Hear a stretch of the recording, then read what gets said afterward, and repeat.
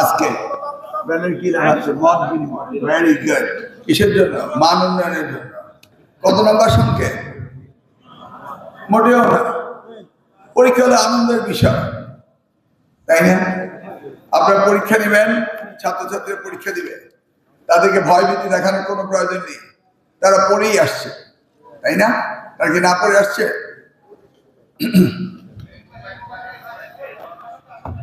এবারে পরীক্ষা হতে হবে সবচেয়ে সুন্দর, সবচেয়ে ডিসিপ্লিন, স্বাস্থ্য, আনন্দমুখর। কারণ বিগত সরকার অর্থাৎ ইন্টারিম সরকার পরীক্ষা নিয়েছিল এবং সেই সময় আমরা দেখেছি যে ব্যাপক পরীক্ষার রেজাল্টে মোটামুটি ধস নেমেছিল। আবার এখন স্টেবল পজিশন চলে আসছে। বিগত সরকার অর্থাৎ নট ইন্টারিম, তার আগের সরকারের সময় লেখাপড়া যে শৈথল্য ছিল সেটার থেকে কিছুটা হলেও ইন্টারিম গভর্নমেন্ট অনেকটা উত্তরণ করতে পেরেছে, তাই না?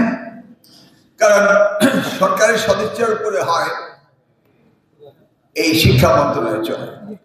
যেমন মনে করুন 1972 সালে নকলের জন্ম হয়েছিল। সেই নকলের জন্ম হওয়ার পর আপনারা আসলে এই একটু যদি ওনাদের থেকে এদিক ওদিকে আসতে পারতেন সাংবাদিকরা, তাহলে বোধ হয় ওনারা আমার সাথে কথা বলতে পারতেন। এনিওয়ে, হ্যাঁ ঠিক আছে, ওকে। তো 1972 সালে যে নকল জন্ম নিয়েছিল সেই নকল কিন্তু চলছিল। কিছুদিন আগে একজন শিক্ষক আমাকে 2001-এর স্মৃতিচারণ করার জন্য কতগুলো ছবি দিয়ে গেলেন। প্রথম আলো, ডেইলি স্টার, ইত্তেফাক, ইনকিলাব, ওদের ছবি দিয়ে গেলেন যে কিভাবে নকল হতো। সেটা যদি আমরা এখানে দেখাতে পারতাম তাহলে বুঝা যেত কি অবস্থায় ছিল। মই দিয়ে উঠে নকল দেওয়া, ছাদের উপরে গিয়ে নকল দেওয়া, সে অবস্থা কি আছে? নিশ্চয়ই না। সে অবস্থা থেকে আমরা বেরিয়ে আসছি। কাদেরকে নিয়ে? শিক্ষকদেরকে নিয়ে। আপনারাই কিন্তু নকল প্রতিরোধ করেছিলেন 2001 হতে 2006। সেই সময় অনেক আইন কানুন করেছিলাম। আজকের প্রেক্ষাপটে সেই আইন কানুনগুলো আর প্রয়োজন নেই। তবে 1980 পাবলিক পরীক্ষা যে অ্যাক্ট ছিল সেই অ্যাক্টটি এখন তেমন একটা কার্যকর নেই। কারণ নকলের স্টাইল, মোটিভ চেঞ্জ হয়েছে, এখন ডিজিটাল সবকিছু। সেই জন্য আমরা 1980 আইনটিকে কি কি পরিবর্তন আনা দরকার সেটা বিল হিসাবে আমরা উত্থাপন করছি। ক্যাবিনেট মিটিংয়ে অলরেডি আলোচনা হয়েছে এবং আগামী দিনে সেটা আপনারা দেখতে পাবেন। সেই আইনে ডিজিটাল বিষয়গুলোকে বেশি গুরুত্ব দেওয়া হয়েছে। শুধু পাবলিক পরীক্ষা বলতে আমরা এসএসসি এইচএসসি বুঝাই তাই নয়, অনেক পরীক্ষা হয়। সেই পরীক্ষাগুলো তো অনেক রকম বিভ্রান্তি হয়, সেগুলির জন্য আর না হয়। নিয়োগ পরীক্ষা হয়, বিশেষ পরীক্ষা হয়, তারপরে ব্যাংকগুলোর নিয়োগ হয়, সরকারের পরীক্ষায় শিক্ষক নিয়োগ হয়। সব পরীক্ষাগুলো একটি স্ট্রেচারে আমরা নিয়ে আসার চেষ্টা করছি যেন এগুলো না হয়। সেটা হলো সাময়িক পরীক্ষা। পরীক্ষার ভিতরে অন্যান্য বিষয়গুলো যেগুলো রয়েছে, ধরুন আমার এক্সপেরিয়েন্স 1980 অ্যাক্টে যদি কেউ ইচ্ছাকৃতভাবে ছাত্রদের খাতা পাল্টিয়ে দেয়, ও আমার শিক্ষার উপরে ঠিকই থাকে, ভিতরে খাতা পাল্টিয়ে দেয়, এই সমস্ত ঘটনা ঘটেছিল এবং এই ঘটনা ঘটার কারণে অনেক শিক্ষার্থী আত্মহত্যা করেছিল। তো সেই জন্য আমরা সেগুলো পরিবর্তনের ব্যবস্থা করেছি। খাতা র্যান্ডম স্যাম্পলিং করা, খাতা দেখা, এগুলো ওই আইনের ভিতরে থাকবে। আবার আমরা যে এক্সামিনার রয়েছে, এক্সামিনাররা অনেক সময় খাতা দেখায় তেমন ভাবে সিরিয়াস হন না। অর্থাৎ আমি বলছি না ফেল করিয়ে দেওয়া, খাতা দেখবেন, ছাত্রছাত্রীরা যতটুকু লিখেছে ততটুকুর জন্য পার্সিয়াল মার্ক যেখানে দেওয়ার কথা সেখানে দেবেন, সুন্দরভাবে দেখবেন। অনেকে রিলাক্টেন্টলি দেখেন, যাচ্ছে তাই। আবার অনেকে দেখেছি হেল্পার দিয়ে খাতা দেখা, নিজের সময় নেই, এই ক্লাস 10 একজন ছাত্রকে টিউটরিং করাচ্ছে, এই তুই দেখে দে। মানে there is so many things এগুলি সকলে করে না, দুই একজন করে। বাট আমার তো অ্যালার্ট থাকতে হবে। সেজন্য আমি পরীক্ষার পরও খাতা দেখার র্যান্ডম স্যাম্পলিং আমি করব, দেখব যে এক্সামিনার ঠিক মতো খাতা দেখছে কিনা। সেখানে যদি এক্সামিনারদের কোনো দুর্বলতা থেকে থাকে, সেখান থেকে আবার এক্সামিনার ট্রেনিং প্রোগ্রাম আমি দেব। আসলে হয়েছে কি, আমরা প্রজেক্ট করি, আমরা যারা লেখাপড়া করি আমরা পরীক্ষা দিই, কিন্তু আমরা যারা চাকরি বাকরিতে বিভিন্ন জায়গায় বিভিন্ন প্রজেক্ট করি, বিভিন্ন রকম আমরা ব্যবস্থা নেই, এগুলির রেজাল্ট কি আমরা জানি না। যেমন পলিটেকনিক ইনস্টিটিউটে শিক্ষক সিঙ্গাপুর থেকে ট্রেনিং নিয়ে আসছে, সে নিয়ে আসার পরে কতটুকু কার্যকর ভূমিকা রাখলো এটা কিন্তু আমরা পরীক্ষা নিরীক্ষা করি না, অর্থাৎ ইভালুয়েশন করি না। আজও যদি এই যে আপনারা বছরের পর বছর এক্সামিনার হিসেবে কাজ করেছেন, আপনাদের এক্সামিনারের প্রসিডিউরগুলো ঠিক আছে কিনা, খাতা দেখা ঠিক আছে কিনা, এগুলি কিন্তু আমাকে দেখতে হবে, স্যাম্পলিং করে। বুঝতে পেরেছেন তো? আপনারা ভাববেন না যে আমি কঠিন হচ্ছি, আমি জানতে চাচ্ছি সবকিছু ঠিক আছে কিনা। কি আপনাদের আপত্তি আছে? অনেকে মনে করে আরে এটা আবার কি হল না, এটা থাকতেই হয় এই নিয়ম। কারণ এক্সামিনাররা খাতা দেখছেন, তাদের খাতা দেখা ঠিক আছে কিনা এটা আমি কিভাবে জানবো? আগে নিয়মই ছিল কোনো খাতা দেখা যায় না। একটি ছেলের খাতা পাল্টিয়ে দেওয়া হয়েছিল কচুয়া, এবং সেটা ধরতে আমার যে কত কষ্ট হয়েছে, এবং আইনগতভাবে ধরা যায় না। কুমিল্লা বোর্ডের চেয়ারম্যান আমাকে ডিরেক্টলি বলেছিল, স্যার 1980 নকল পাবলিক পরীক্ষা অ্যাক্ট অনুযায়ী তো আপনি খাতার ভেতরে কি লেখা হয়েছে চেক করতে পারেন না।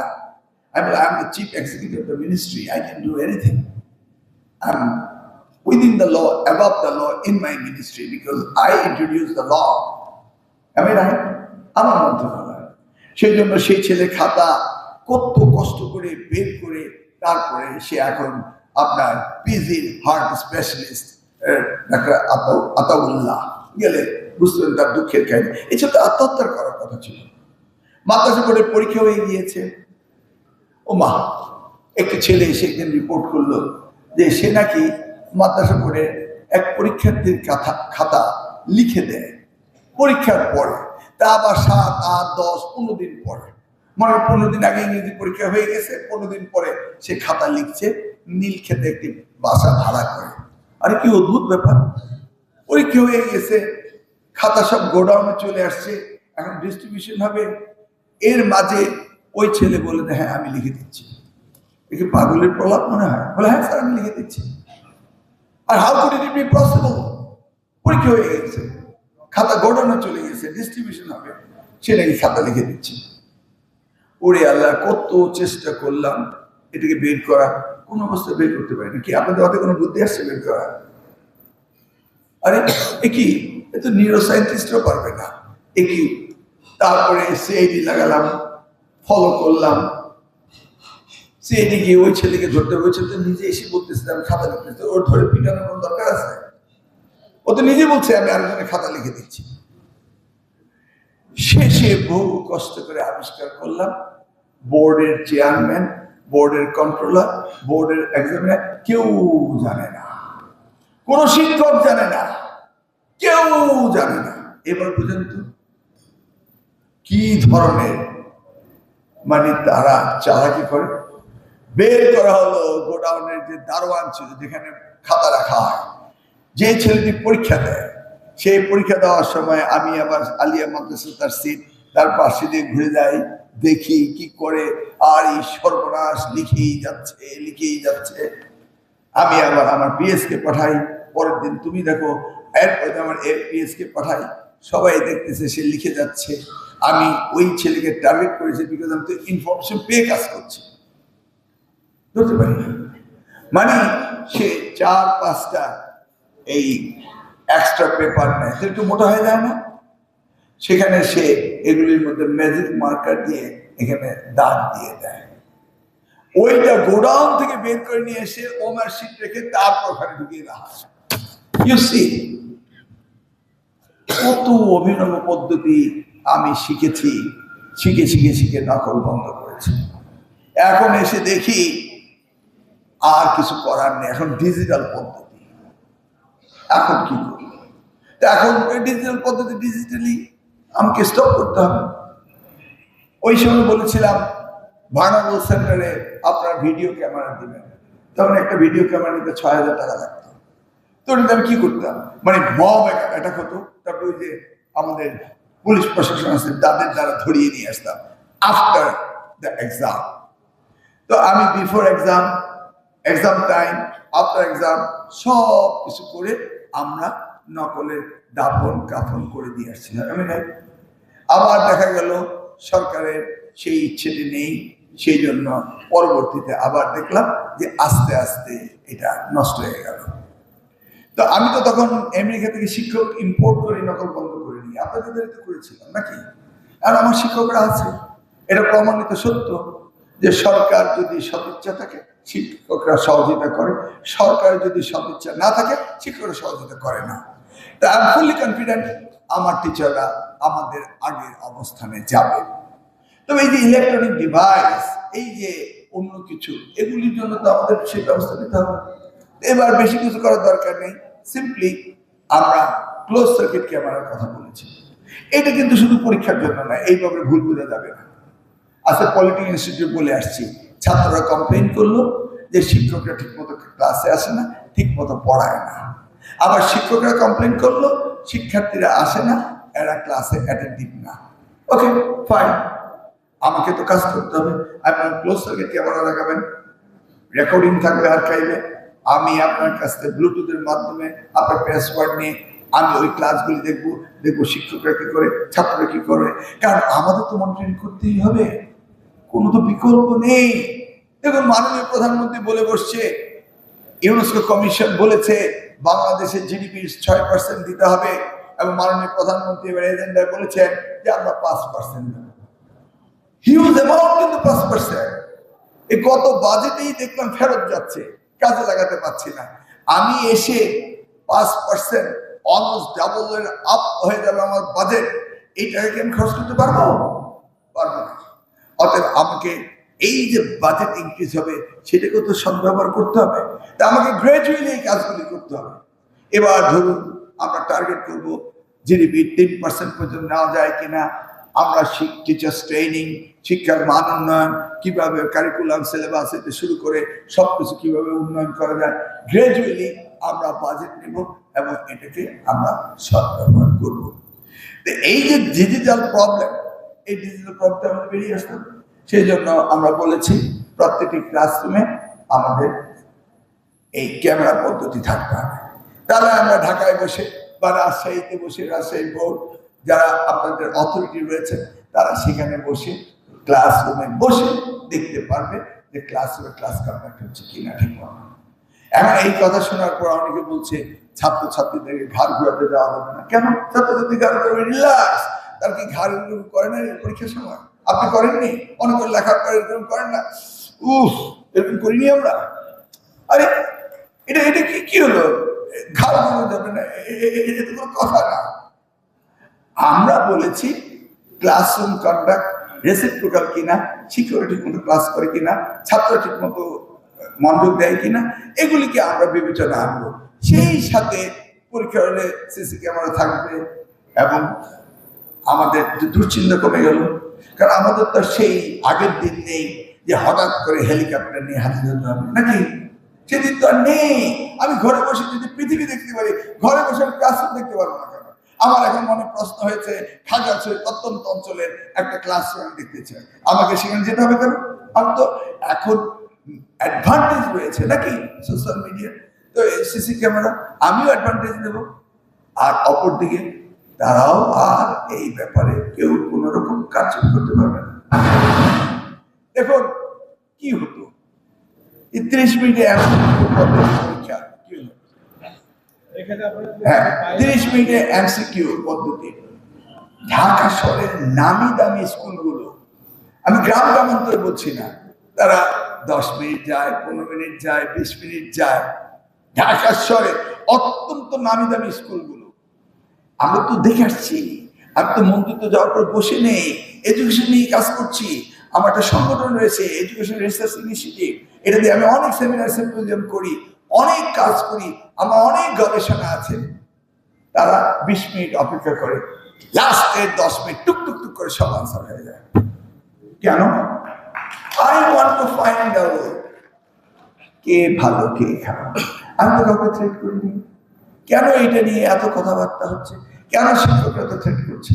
কিচ্ছু করার দরকার নেই, সব স্মুথলি হবে, কোনো রকম দুশ্চিন্তা করতে হবে না। 21শে এপ্রিল পরীক্ষা বিগত সরকারের টাইম সেট করে দিয়েছে, প্রশ্নপত্র করেছে, সব তাদের সেট করা, তো সম্মত করেছে।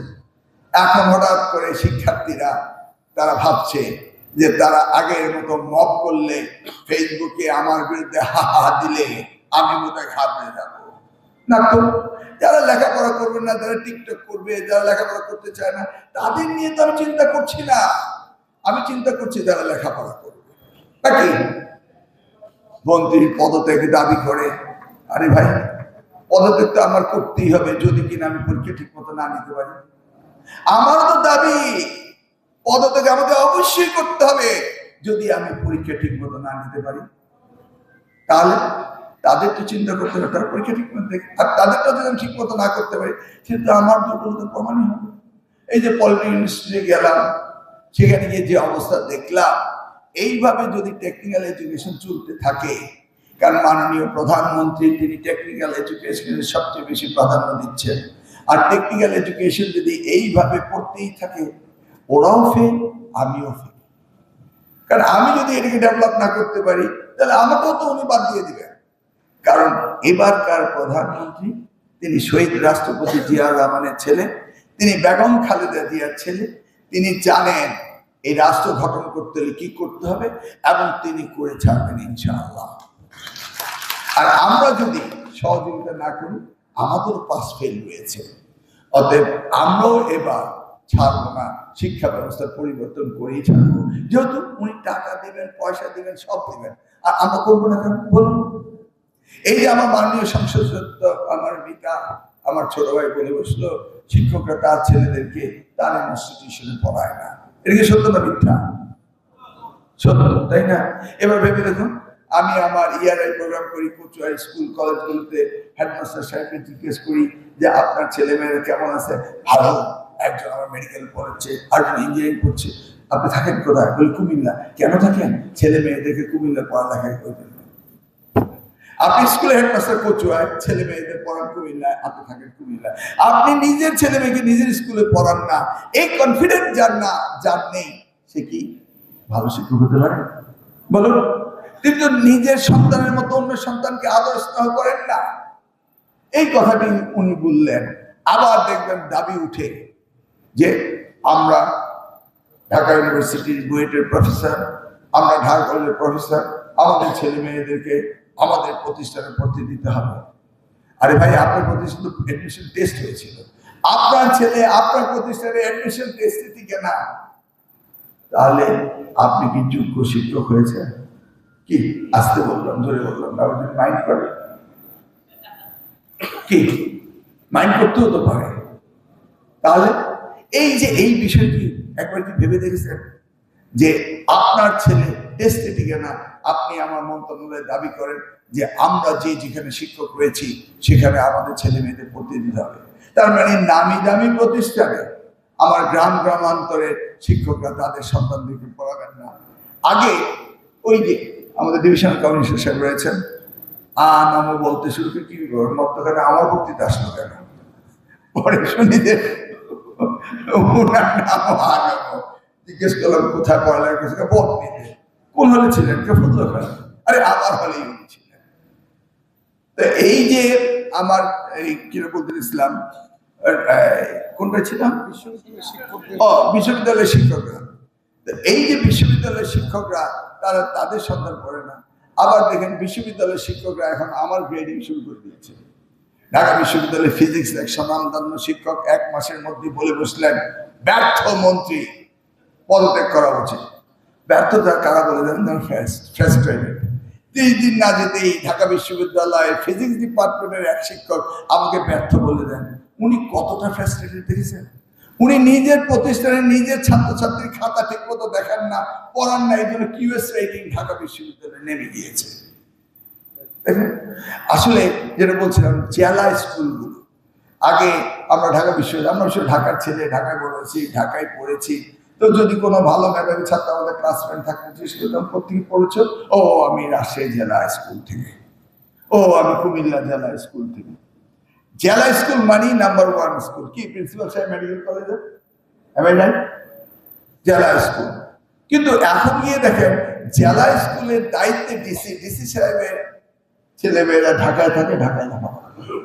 আমার মনে হয় এটাও ম্যান্ডেটরি করে দেওয়া উচিত জনপ্রশাসনকে, যারা জেলার দায়িত্বে থাকবে তাদের ছেলে মেয়ে জেলা স্কুলেই পড়তে হবে, তাই না? নইলে নিজের ছেলে মেয়ে ভালো করে, এই জন্য এগুলো খুব মাইক্রোস্কোপিক ব্যাপার, কিন্তু এগুলো আমাদের দেখতে হবে। এই যে মঞ্চে বসে আছি প্রিন্সিপাল সাহেবের সাথে মেডিকেল কলেজের, একজন আমার টেক্সট পড়াচ্ছে স্কুল বন্ধ করে দিন, 166 জন মারা গিয়েছে। আমি ওনাকে দেখালাম, আর বিষয়টা কি, আমি 166 জন মারা যাচ্ছে, তাহলে তো স্কুল বন্ধই করে দিতে হবে। তিনি বললেন না, এটা নিয়ে চিন্তা করার দরকার নাই, বিগত সরকার ভ্যাকসিন দেয়নি বলে ইনফ্যান্ট মারা যাচ্ছে, আর আপনার স্কুল কলেজের ছাত্র ইনফ্যান্ট না, তারা মারা যাচ্ছে না। এই যে মানুষের রং পারসেপশন, এটা উনি ক্লিয়ার করলেন, তাই না? তবে ভাই খুব মনে থাকবে আপনাদের রাজশাহীর কথা। আগেও রাজশাহী আসতাম, এবারও আসছি অনেকদিন পরে। এই অপচয় কিভাবে করা যায়, কোন সূত্রে করা যায়, এটা রাজশাহী মডেল সকলকে দিতে হবে। সেই জায়গায় আমার অনুজ আবার সেই চেয়ারে বসছে, বুঝেছেন তো? রাজশাহীতে কি বিরাট ফ্লাইওভার বানিয়ে রেখেছে। আমরা স্কুল কলেজ মাদ্রাসায় দিতে পারি না, হসপিটাল টাকা দিতে পারি না, রাজশাহীর মানুষ এত বিলাসিতা করে, এটা জানতাম। এবার সেই গেলাম, এই মডেল মিউজিয়ামে রাখতে হবে, যেখানে প্রয়োজন নাই সেখানে কোটি কোটি টাকা স্পেন্ড করা। সত্যি এনিওয়ে, আমরা বলেছিলাম যারা 0% পাস করবে সেই স্কুলের এমপিও ক্যান্সেল করতাম, এবার করবো না, বুঝছেন তো? কারণ হঠাৎ করে আপনাদেরকে বলছি করতেই হবে, আপনারা হঠাৎ করে আবার সুশিক্ষক হবেন, আবার আমি আগের আইন রাখবো, দুটো তো একসাথে যায় না, যায় না। কিন্তু আপনাদের লক্ষ্য রাখতে হবে যে এটা যেন না হয়। রাজশাহী ডিভিশন বরাবরই এত ভালো রেজাল্ট করে, একদম 100 ছুঁই হয়ে যায় মাননীয় সংসদ সদস্য, তাই না? পারেন তো 100-এর উপরেও দিতে চান আপনারা। যেমন 2021 94%, আবার 2025 77% নেমে আসলো। কেন এত সুন্দর রেজাল্ট নেমে আসে কেন? আবার যদি কম্পেয়ার করে অন্য বোর্ডের সাথে, আপনাদেরকে কেউ ছুতেও পারে না। ভাই কত দিকে প্রতিযোগিতা, বোর্ডে প্রতিযোগিতা, কে বেশি পাস করাবে, মানে লেখাপড়া ছাড়া পাস বেশি করাবে, তাহলে এই প্রতিযোগিতা আসবে কেন? বোর্ডও কম্পিটিশন করে, এই বোর্ড ওই বোর্ডের প্রশ্ন নেবে না, এক বোর্ড আলাদা প্রশ্ন করবে, এটা কি হয়? আমরা বাংলাদেশি ছাত্র, কি প্রিন্সিপাল সাহেব, আমরা কেন এক বোর্ডে আলাদা আলাদা প্রশ্ন হবে? মনে করে দেখুন, এখানে মুক্তিযোদ্ধা রয়েছে, বীর মুক্তিযোদ্ধা। পাকিস্তানের ইস্ট পাকিস্তান থাকাকালীন সময় এটা ছিল ইস্ট পাকিস্তান টেক্সট বোর্ড, নাকি ইস্ট পাকিস্তান বোর্ড ছিল, একটি প্রশ্ন। তারপর হলো Dhaka board, Comilla board, Rajshahi board, JSL board, এইভাবে হলো না আস্তে আস্তে, কারণ কাজের পরিধি বাড়ছে, ছাত্র সংখ্যা বাড়ছে, সেই জন্য বোর্ডগুলি বাড়ানো। এরপরে আমি এসে আরো বাড়ালাম, Dinajpur board, Sylhet board, Barisal board, Chittagong board বাড়ালাম 8টা, বিগত দিনাজপুর বোর্ডও করলাম, হলো 8টা। এরপরে আবার বিগত সরকার করলাম ময়মনসিংহ বোর্ড, 9টা বোর্ড হলো, আর 2টা তো টেকনিক্যাল বোর্ড, মাদ্রাসা বোর্ড রয়েছে। এই 9টা বোর্ডে আলাদা আলাদা প্রশ্ন করতে শুরু করলো, নিজেদের মধ্যে প্রতিযোগিতা হতে শুরু করলো। এটা কি হয়? আমি রাজশাহীর ছাত্র না আমি ঢাকার ছাত্র, না আমি চিটাগাংয়ের ছাত্র না আমি দিনাজপুরের ছাত্র, আমি তো একই প্রশ্ন পরীক্ষা দিতে পারি। জিজ্ঞেস করলাম, ঠিক আছে এটা চেঞ্জ করা কেন যায় না? বললো যে স্যার, চেঞ্জ করলে যদি হঠাৎ করে প্রশ্নপত্র আউট হয়ে যায়, তার মানে এখন আমরা ভাববো প্রশ্নপত্র আউট হয়ে যায়, সেই ঝুঁঝু করে ভয় থাকবো। প্রশ্নপত্র আউট হলে এই ডিভাইস আউট হবে, তাকে আমরা বুঝবো না? প্রশ্নকে আউট করবে রিলেটেড কি আমরা কি জানি না? তাদেরকে আইনের আওতায় আমরা আইন এমন ভাবে স্টিপুলেট করব, ছাত্র ছাত্রীদের জন্য না, আমাদের জন্য। আমাদের বিজি প্রেস তারা বলে তারা আউট করে না, আমাদের শিক্ষকরা বলে তারা আউট করে না, করে কে?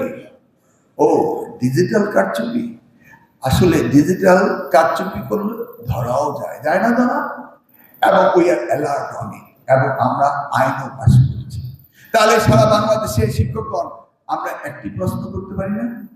আমি কিন্তু শুধু পরীক্ষার কথা বলতে আসিনি, আমি বলতে আসছি আপনাদের সাথে জানতে শিক্ষা ব্যবস্থা কি পরিবর্তন করতে হবে, তাই না?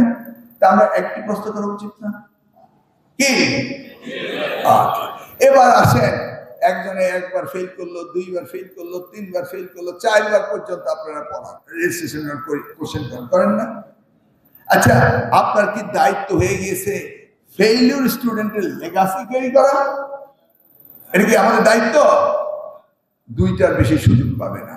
জানেন 56 ধরনের কোশ্চেন করা হয়। What is this? আমরা ওদেরকে পাস করার জন্য ব্যস্ত থাকবো, তাই নাকি আমরা সামনে দিয়ে এগিয়ে যাবো? কোনটা? আমরা সামনে দিয়ে যেতে হবে না? এই যে আপনারা বোর্ড, রাজশাহী বোর্ড বলেন, ঢাকা বোর্ড বলেন, কুমিল্লা বোর্ড বলেন, আমাদের ছাত্রছাত্রীরা জানুয়ারিতে ক্লাস 9-এ উঠল, ধরুন 2027, 2028-এর ডিসেম্বরে ক্লাস 10-এর পরীক্ষা দিয়ে পাস করলো না? করেছে তো। করার পরে বোর্ড এসে বলে, হ্যাঁ আমরা তোমাদের পরীক্ষা নেব। ভালো কথা, পরীক্ষা নেব। কি বলে?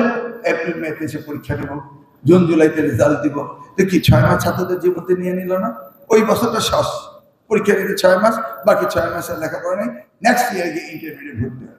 তো 1 বছর নষ্ট করলো। 20 লক্ষ ছাত্রছাত্রী, 20 লক্ষ বছর নষ্ট করলো কে? অ্যাডমিনিস্ট্রেশন, বোর্ড এবং মি। কে ডিসিশন মেকার? আলটিমেটলি কে? মন্ত্রী সাহেব নাকি ওই চেয়ারটা?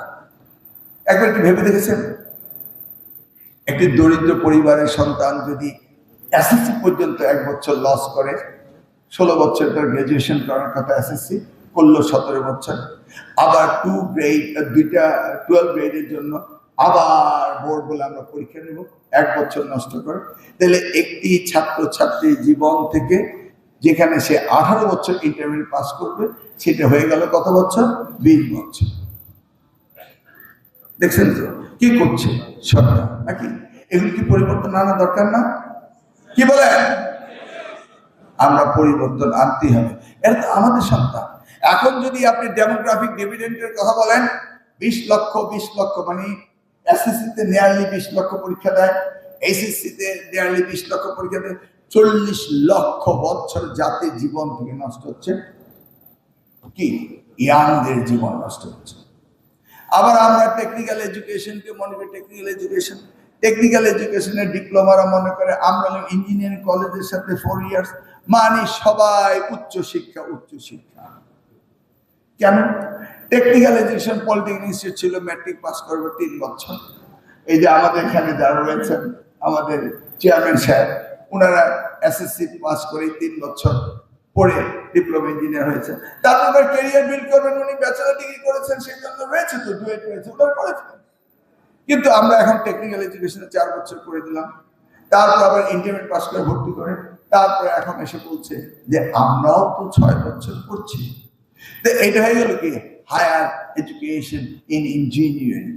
আমরা টেকনিক্যাল এডুকেশন বলতে বোঝাই SSC vocational, HSC vocational, technical training centre, এগুলিকে আমরা টেকনিক্যাল কলেজ বলি।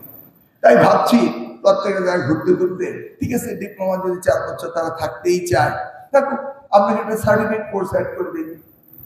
যারা ম্যাট্রিক পাস করে 2 বছরের সার্টিফিকেট, ওই ডিপ্লোমা ইনস্টিটিউট পড়ে বেরিয়ে যাবে। পৃথিবীতে এরকম অনেক ডিপ্লোমা রয়েছে, অনেক সার্টিফিকেট কোর্স রয়েছে, এগুলি আমাদেরকে ইন্ট্রোডিউস করতে হবে। কারণ আল্লাহর দেওয়া যে নিয়ামত, আমাদের যে জনসংখ্যা, এই জনসংখ্যা কিন্তু চাইলেই পাওয়া যায় না। আপনারা সবাই জনসংখ্যার জন্য নিজেকে মনে করেন অভিশাপ, আসলে এটা অভিশাপ না, এটা আশীর্বাদ। দেখুন, আমার একটি মাত্র মেয়ে, 2জন হলে কত ভালো হতো। আর আমার ভাই বোন, আমরা 10 ভাই বোন, সেই আমার মা কত আরামে আছে। এখন আমরা কত সেবা করি, একজনের পর একজন, সকলে আমেরিকায় থাকে, সবাই বলে হিসাব করে রাখে 1 মাস করে ছুটি নিয়ে আসবে বছর রাউন্ড ইয়ার, একজন না একজন আমেরিকাতে এসে আমার মায়ের পাশে বসে থাকে। You see how lucky she is. এই যে মানব সম্পদ, এটাকে অভিশাপ মনে করা যাবে না। এটাকে অভিশাপ হয় তখনই যখন এই বাংলাদেশ যারা চালাচ্ছেন তারা যদি তাদেরকে কর্মক্ষম জাতি হিসাবে তাদেরকে কনভার্ট না করতে পারেন, তাই না? এখন হিসাব করে পৃথিবীর উন্নত দেশে ম্যাক্সিমাম দেশগুলো বেশি লোক মারা যাচ্ছে, কম লোক জন্মগ্রহণ করছে। More people are dying, less people are taking birth. More than 30 develop nation, more than 30। আর আমরা কি ভাগ্যবান, less people are dying, more people are taking birth. জনসংখ্যা বোমিং হচ্ছেই হচ্ছেই হচ্ছে, এটা কি আমাদের ভাগ্যের ব্যাপার না? দেখুন আমাদের মাদ্রাসা এডুকেশনে অ্যারাবিকের সাথে আমরা যদি ঠিকমতো টেকনিক্যাল দিতে পারি, তাহলে মিডল ইস্ট পুরোটাই আমরা দখলে নিতে পারি। আমরা যদি বিভিন্ন প্রতিষ্ঠানে ল্যাঙ্গুয়েজ প্রোগ্রাম দিতে পারি, কোরিয়ান বলেন, জাপানিজ বলেন, চাইনিজ বলেন, তারা বসে আছে। ফ্রেঞ্চ ল্যাঙ্গুয়েজ বলেন, ল্যাঙ্গুয়েজ জানেন, আর মিনিমাম একটা যোগ্যতা, একটা টেকনিক্যাল এডুকেশন থাকলে আপনি সারা দেশের নেতৃত্ব দিতে পারেন, তাই না? এই সম্পত্তি পৃথিবীর কাউর আছে? বাংলাদেশ আর গুটি কয়েক দেশ ছাড়া। এটাকে কাজে লাগাতে হবে। কাজে লাগাতে হলে আমাদেরকে সবচেয়ে বেশি গুরুত্ব দিতে হবে এই জনসংখ্যাকে মানব সম্পদে রূপান্তরিত করা। সেই জায়গাটাই গুরুত্ব দিচ্ছে আমাদের মাননীয় প্রধানমন্ত্রী জনাব তারেক রহমান। হি মিন বিজনেস। সেই জন্য তো তিনি বলেছেন যে আমি জিডিপির পোর্শন 5% করে দেব। আমি তো চিন্তা করছি, উনাকে তো সবসময় বক্তৃতায় বলতাম বাড়িয়ে দেন বাড়িয়ে দেন, যে উনি স্বীকার করলেন। এখন আমি চিন্তা করছি কিভাবে আমি এটা নেবো, নেওয়ারই তো সুযোগ পাচ্ছি না, কারণ you are not ready for that. আপনাদের ট্রেনিং করি নেই, মাননীয় কিচ্ছু করি নেই, হঠাৎ করে বলবো যে টাকা দিয়ে দেন, কি করবো? শুধু কতগুলি সুন্দর সুন্দর দালান বানাতে পারবো নাকি? অট্টালিকা বানিয়ে কোনো লাভ আছে? আগে যারা লেখাপড়া করেছেন অট্টালিকা ছাড়া, তাদের কি একাডেমিক কোয়ালিফিকেশন কম ছিল? এনিওয়ে, আমি যেটা বলছি, আমাদের সকলকে মিলে শিক্ষা রিফর্ম করতেই হবে। আর এই রিফর্মের জন্য সকলেই আমাদের সহযোগিতা করছে। আপনি বলুন জনপ্রশাসনের কর্মকর্তারা, আপনি বলুন পুলিশ কর্মকর্তারা, সকলেই। এই শিক্ষা ডিপার্টমেন্ট চালাতে ডিসি, ইউনো, এসপি, ওসিরা কত না হিমশিম খায়। পরীক্ষার সময় ছাড়া যে কোনো রিপোর্ট নেওয়ার সময় ডিসি সাহেবকে বলি, ইউনো সাহেবকে বলেন, কেন? আমার তো জেলা শিক্ষা অফিসার রয়েছে, উপজেলা শিক্ষা অফিসার রয়েছে, সব রয়েছে। তারপর তাদের উপর নির্ভরশীল সকলে মিলেই এই কাজটি আমরা করি। কি কারণে? আমরা সকলে মিলে দেশটা করবো নাকি? Let's forget the past, think about the future. আমরা আগামী দিন সুন্দরভাবে গড়ে তুলব শিক্ষা ব্যবস্থার মধ্য দিয়ে এবং এই শিক্ষকদের দ্বারাই, নাকি? আমি কি একমত? কেউ কিছু বলতে চান নাকি? বলেন। আমি তো বক্তৃতা বেশি দিচ্ছি, কোনো কার্যকর বক্তৃতা হচ্ছে না। কারোর কোনো পয়েন্ট আছে থাকলে বলেন, আমরা উত্তর দেই। আর আমরা যদি বিভিন্ন রকম বলতে চাই এই সমস্ত কথা, কয়টা সেন্টার ফেল করেছে, পাশের রাত কি হয়েছে না, এগুলি তো জানার দরকার আছে, এগুলি সকলেই জানে, তাই না? এবার আমাদেরকে সুন্দরভাবে পরীক্ষা নিতে হবে। আমাদের এখানে যেন কোন রকম আনফেয়ারনেস না হয়, পরীক্ষার ফলাফল যেন আনডিস্টার্ব থাকে, এই জন্য আপনাদের সচেষ্ট থাকতে হবে। আবার বলেন না যে পরীক্ষার সময় বিদ্যুৎ ছিল না, সেই জন্য আমাদের ক্যামেরাগুলি অন ছিল না। যারা এটা বলবেন মনে মনে ভাববো ডাউনে কুছ কালা হায়, তারপরে কিন্তু আমার ইনভেস্টমেন্ট ছুড়ে যাবে আপনার দিকে। কারণ আইপিএস এ যদি হেডমাস্টারের রুমে একটি ফ্যান চলতে পারে, আইপিএস এ কিন্তু ক্যামেরা চার্জ খুব কম লাগে, আমরা জানি, বুঝতে পারছেন? তারপর আমরা সারা বাংলাদেশে চিঠি দিয়ে দেবো যে পরীক্ষার সময় যেন বিদ্যুৎ বিভ্রাট না হয়, মাননীয় প্রধানমন্ত্রী অফিস থেকে দেওয়া হবে। তারপরে বলছি, টেকনিক্যাল রিজন হলে কিন্তু আপনার কোনো রিজনেবল রিজন থাকবে না। আর যদি কেউ ওই রিজনেবল রিজন করে, তাহলে বলবো চালাকি হচ্ছে, তখন ওইদিকেই কিন্তু আমার ধনুক যাবে বেশি। রেখে দেবেন আর চাইবে সমস্ত ডকুমেন্টস। কখন আমি কোনটাকে নিয়ে ইনভেস্টিগেশন শুরু করি, এটা আপনি বলতে পারবেন না। ওই দলিল যেন তামাদি না হয়, ওইভাবে দলিল সংরক্ষণ করতে হবে এবং সেইভাবেই আমি আবার পুনর্বিবেচনা করবো। আপনার এক্সাম আমার ব্যবস্থা করতে হবে। আর যে সমস্ত শিক্ষকরা আনফেয়ারনেসে থাকবেন, ধরুন পরীক্ষার হলে ঢোকার আগে ছাত্রছাত্রীদের দেওয়া তল্লাশি করা হবে, মেয়েদেরকে আলাদাভাবে, যেন তারা ডিস্টার্ব ফিল না করে। তারপরে যদি আপনার দপ্তরে কোচা পাইলট স্কুলের মতো দপ্তরে যদি খাতা পাল দিয়ে দেয়, দপ্তরে যদি ক্লাসরুমের ভিতরে টেবিলের নিচে স্কচ টেপ দিয়ে নকল দিয়ে রাখে। আমি গেছিলাম সিরাজগঞ্জে, এত সুন্দর স্কুল, খুবই ভালো লাগলো, বুঝছেন তো? কিন্তু ফ্লোরটা পাকা না, সব পাকা, ফ্লোর পাকা না। তা আমি গিয়ে চিন্তা করছি কি হলো, এই স্কুলের সব কিছু ভালো, ফ্লোর পাকা না। তো জিজ্ঞেস করলাম ফ্লোর পাকা না কেন দপ্তরে? স্যাররা চায় না। আমি আমার জেলার ওই যে ইডি কর্মকর্তা, ওদের জিজ্ঞেস করলাম কি ব্যাপার, আপনার ফ্লোর পাকা? ফ্লোর পাকা, ওরা বলে ফ্লোর পাকা করলে নাকি গরম হয়ে যায়। ওই সিরাজগঞ্জের বালুর মাটি মানে বালি এটা এটা খুব ভালো, এটা চোখের জন্য ভালো, মাটি ভালো, এই সেই বলে করলো না। আমি গিয়ে দেখি একদম শুনশান নীরবতা, কোনো নকল টকল নেই। সেই 2002-03 সাল আমাদের ওই যে সাবেক স্বরাষ্ট্রমন্ত্রী সিরাজগঞ্জের ওনার এলাকা আর কি, বুঝছেন তো, মনসুর আলীর ছেলে, বাকি নামটা নাই বললাম আর কি, কারণ মেডিকেল সেক্টরে যেই ধরনের লুটপাট করেছে এখানকার আপনাদের এই লিটন সাহেব হার মানিয়ে দিয়েছে। তো আমি কি ব্যাপার, ঘটনাটা কি, সবাই শুনশান নীরবতা, চুপচাপ, বাথরুম টাথরুম সব ক্লিন।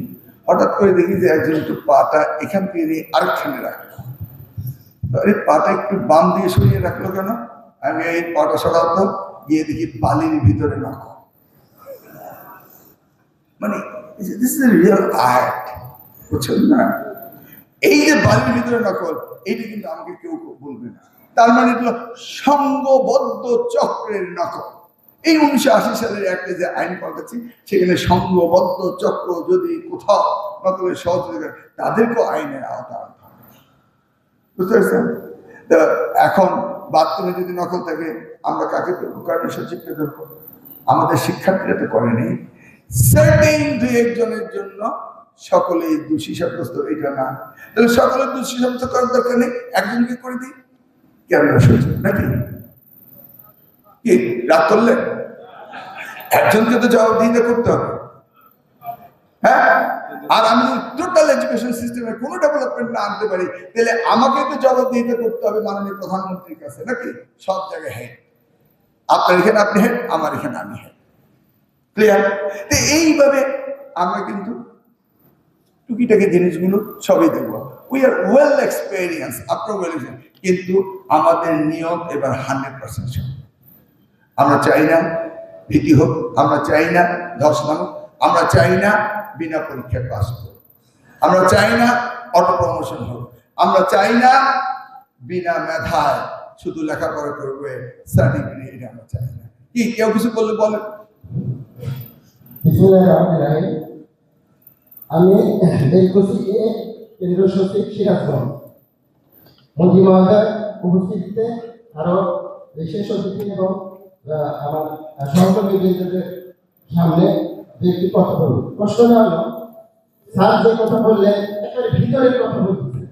আমরা একজন ফিল্ডের কর্মী, আমরা প্রত্যেকে কেন্দ্রীয় সচিব এবং সেই সাথে আমরা এক্সামিনার হিসেবে যে খাতাগুলো দেখা হয়, খাতাগুলোর উচ্চতর দক্ষতার একটা অংশ থাকে, উচ্চতর দক্ষতা, সেই জায়গাটার উপর নির্ভর করে স্টুডেন্ট কে A+ পায় আর কে A+ পায় না।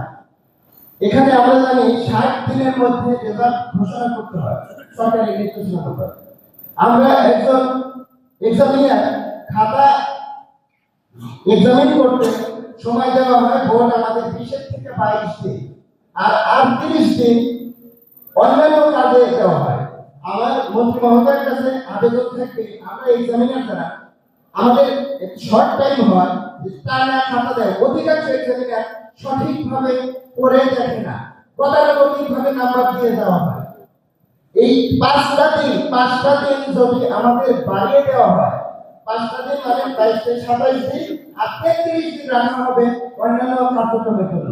তাহলে আমার মনে হয় আমাদের দেখলেন তো, উনি নিজেই বললেন যে আমাদের টাইম কনস্ট্রেইন থাকে, সেই জন্য আমরা প্রপারলি দেখি না।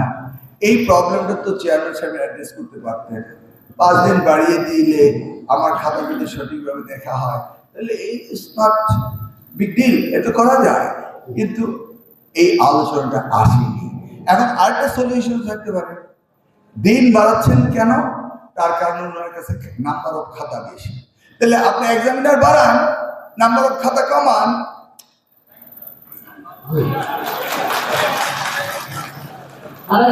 আমরা কি নতুন এক্সামিনার নেব না? হ্যাঁ, আমরা কি চাই না নতুন এক্সামিনার তৈরি হোক? আচ্ছা, এটা কোনো সমস্যা হলো? বাট নেভার অ্যাড্রেসড, যা আছে তাই, এর কোনো পরিবর্তন কেউ চায় না। এটি তো হতে পারে না। চেয়ারম্যান সাহেব, আপনার এরিয়াতে আপনি আপনার সিদ্ধান্ত দিবেন। We don't want to here any complain. ঠিক আছে, থ্যাংক ইউ। নেক্সট। আরেকটি প্রশ্ন, সেটা হলো সায়েন্সের ছাত্রদের 25 মার্ক ব্যবহারিক পরীক্ষা ব্যবহারিক নাম্বার দেওয়া হয়। আমরা প্রত্যেকটা কেন্দ্র সচিব কেন্দ্রে 75 মার্ক এবং 25 মার্ক ব্যবহারিক পরীক্ষা দেখা যায় যে প্রত্যেকটা স্টুডেন্টকে 25 দেওয়ার একটা হিড়িক পড়ে যায় এবং কেউ কম নাম্বার নিতে চায় না। স্টুডেন্ট কোনো যন্ত্রপাতি চেনেও না, তারপরেও সে 25 পাওয়া হয় এবং আমরা দিয়ে থাকি। এই বিষয়ে সঠিক মূল্যায়নটা হয় না। এই বোর্ড যদি এইটা দেখভাল করে একটু ধন্যবাদ। না না না, এই কারণ বিপক্ষে গেলে কিন্তু এই কথা বলবে না, এই is telling the common thing. আচ্ছা, আমি যদি বলি ইসলামিয়া বা হিন্দু ধর্মের হিন্দু শিক্ষার যে কোর্স আছে, সেই কোর্সও যদি 25 নম্বর ভাইবা দেওয়া হতো তাহলে কেমন হতো? কি বুঝতে পেরেছেন? এই যে ফিজিক্সের টিচার 25 নম্বর ভাইভায় পেতে হবে, কোন ছাত্র ফিজিক্সের টিচারের সামনে কিন্তু কোন রকম উল্টা পাল্টা বেয়াদবি এগুলি করে না, তাই না? আর যদি ইসলামিয়াদের 25 নম্বর দিতাম তাহলে কি তো জানেন, ইসলামীদের টিচার তাকিয়ে থাকতো যে তারা নামাজ পড়ে কিনা বা হিন্দু হলে মন্দিরে যায় কিনা। আর ইসলামীদের টিচার কি করতে জানেন ভাইবা? এই বলতো কবর জিয়ারত কি, দোয়াটা কি, এই বলতো দুইটা হাদিস বলতো। ইউ সি নাও, সেখানে কি দরকার নেই 25 নম্বর?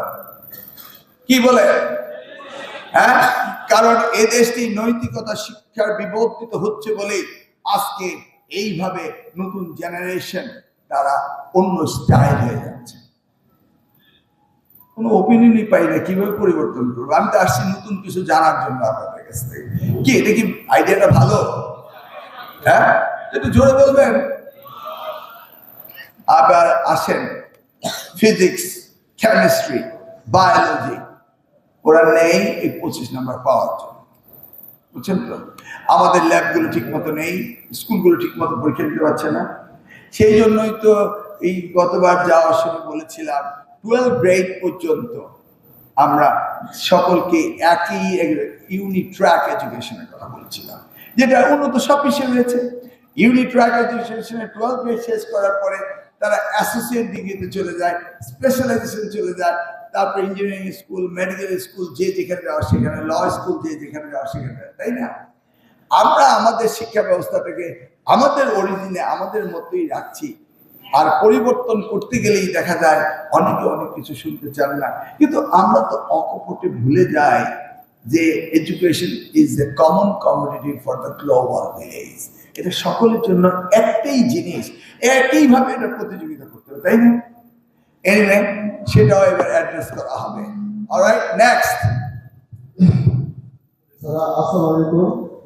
ধন্যবাদ স্যারকে, মাননীয় শিক্ষামন্ত্রী ডক্টর বেতন স্যার মহোদয় আমাদের মধ্যে এসেছেন। আমরা আসলে খুবই কৃতজ্ঞতা বোধ করছি তার জন্য এবং তার জন্য গর্বিত। স্যারকে স্যার চেষ্টা করছে আমাদের এই বাংলাদেশ থেকে নকল মুক্ত সুন্দর একটা সুশৃঙ্খল পরীক্ষা করবে।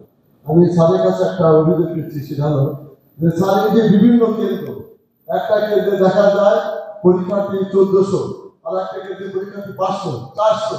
এই যে ইমব্যালেন্স পরীক্ষার্থী স্টুডেন্ট, এটা শুধু বোর্ডের কারণ